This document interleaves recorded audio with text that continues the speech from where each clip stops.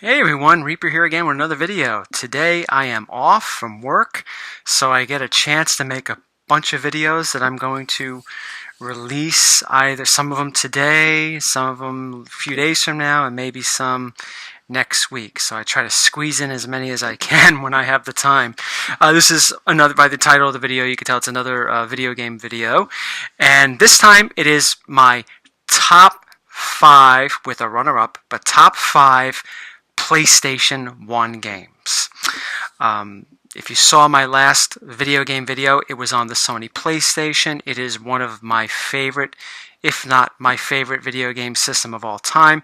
They being Sony, the PlayStation, came out swinging against Sega at the time and Nintendo and kicked their asses to where eventually Sega went out of the console business and Nintendo pretty much stayed down for the count for the next 2 decades. Although with the Nintendo Switch, Nintendo's been getting back in the game pretty strong. Good for them. But Sony is responsible for pretty much knocking them right out of the game for a long time. But that being said, the Sony PlayStation, a truly fantastic console, and one of my favorite consoles, and not only just because of the games, it's really cool to collect for. You can get there, granted there are some pricey games for it, but this top list isn't about pricey games or rare games or expensive games.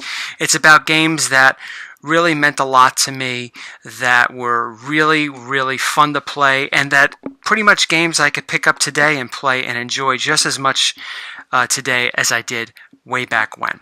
So we'll start at number 5. I'll do the runner-up at the end, that one that almost made the list, but I'll save that for the end.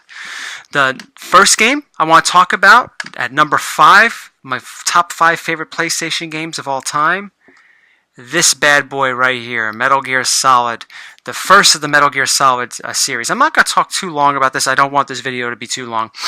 I wasn't a fan of the Metal Gear Solid games that were on the Nintendo or the Famicom or whatever. I just wasn't a fan of them. I think the concept was good, you know, stealth gameplay, all that. But it wasn't until this game that came out in October of 1998. I got most of these games, most of my PlayStation games, I bought the first day they came out, or within the first month they came out. Most of them. But I got this the first day it came out. I believe this came out in the middle of October 1998. But anyway, I wasn't a real Metal Gear fan at the time, but I took a risk with it, and I was mesmerized. I thought the gameplay was great.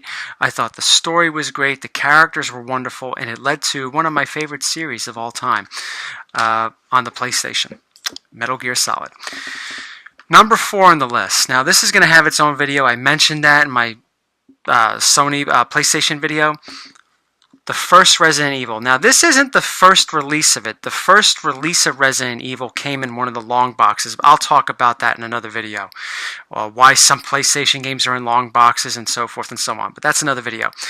But this is the number 4. This is number 4 on my list of favorite PlayStation games of all time.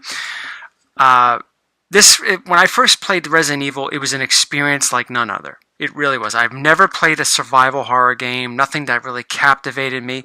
And there were parts in this game now, although not scary by today's standards. But back then, when you're playing this game, when it first came out back in 1996, some of the stuff that was going on, if you like zombies, Resident Evil was your type of game. It pretty much took a lot of homages from George Romero zombie films, dead films. Truly a fantastic game, and spawned, I think, a successful movie series. But it was playing a game like I've never played before up at that time. Truly mesmerizing. Number 3 on the list. I'm sure this is going to be on a lot of top PlayStation game lists. Get a little less glare. Final Fantasy VII. This, some people argue, was the best Final Fantasy game. I think it was a very, very good game. Definitely a top PlayStation game. But if anything, Final Fantasy VII helped bring the genre of role-playing games to mainstream. Sure, there were a lot of people in Japan that loved role-playing games with the Dragon Warrior series and the Final Fantasy series, which is why Japan got Dragon Warrior games and Final Fantasy games that we didn't get in North America, and I think that the Europeans didn't get either. But it was until Final Fantasy VII, I think, and with the help of being released on the Sony PlayStation, that Square, the developer of Final Fantasy and a lot of great role-playing games of the era, it wasn't until then, the release of this game, that role-playing games started to become mainstream. And PlayStation released role-playing game after role-playing game after role-playing game. A lot of them came from Square, the company, the Squaresoft. And I think this game really helped usher in a new era for role-playing games and brought so many new role-playing game players to the mix, introduced them to role-playing games at that time. And I think a lot of them stayed loyal to the series ever since. Alright, winding down. My second favorite PlayStation game of all time. If you know me, you know I'm a big fan of this series. It is by one of my favorite, if not my favorite company of all time, publisher of all time, Konami.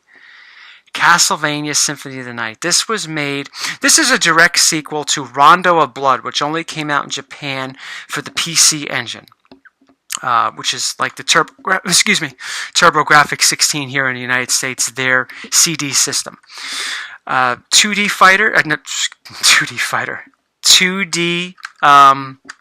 game. This game helped create the Metroidvania genre of video games. Basically, you have this map that you discover, different rooms, and you have to get certain items to get in certain other rooms, and certain items help you defeat certain enemies. A model for gaming that was, I think, maybe not the first series to do this, but the series that I think popularized it was the Metroid series for Nintendo and Super Nintendo.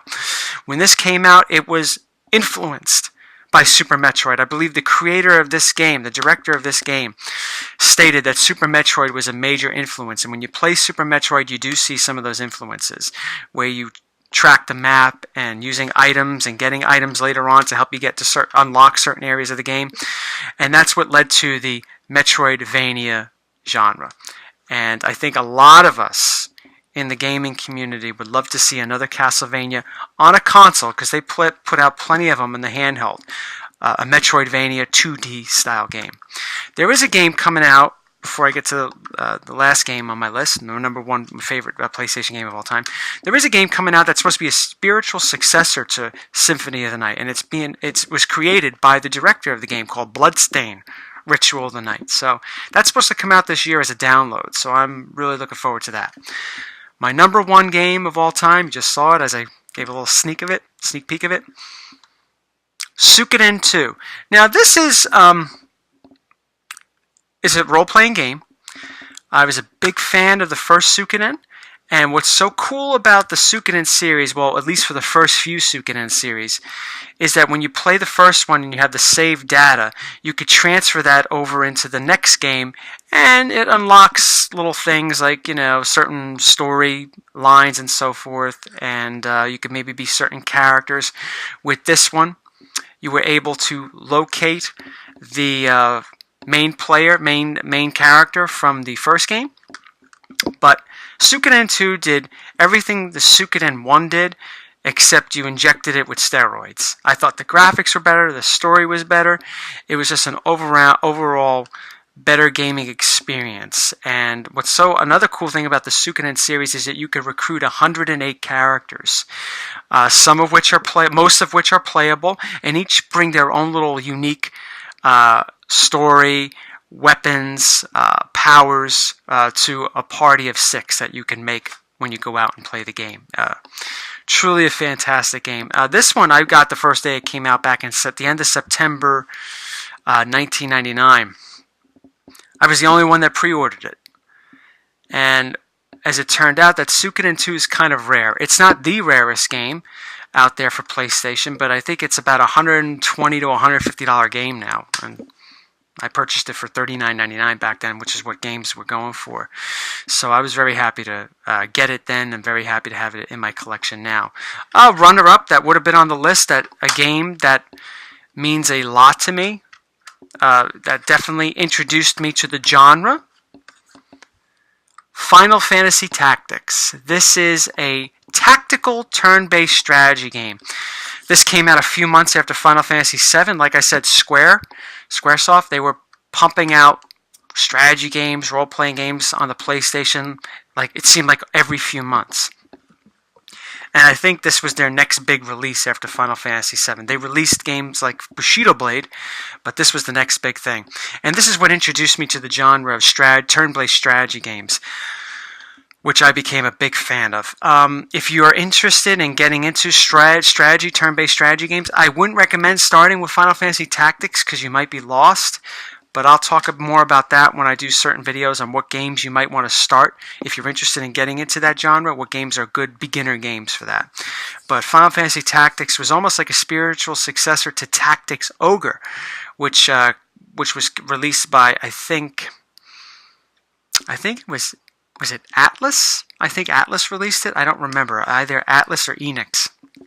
I think it was Atlas. But fantastic gaming experience, very deep gaming experience, and one of the gems that's on that came out for the PlayStation.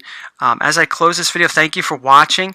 But those of you that are interested in playing some of these games and you have a PlayStation 3 or have a PlayStation 3, but you don't really want to go out and spend the money on these games, getting them physical copies, you can get them on the PSN network. Some are $9.99 a piece, like I think Final Fantasy VII and Sucannon 2 are $9.99, but most are either $4.99 or $5.99. So these games can be played relatively cheap on your PlayStation 3. All you have to do is download them, and you can enjoy the experiences that I enjoyed playing them when they first came out. Thank you for watching. I got a bunch of other top 5 videos coming out for video games. Stay tuned. Take care, everyone. Bye-bye.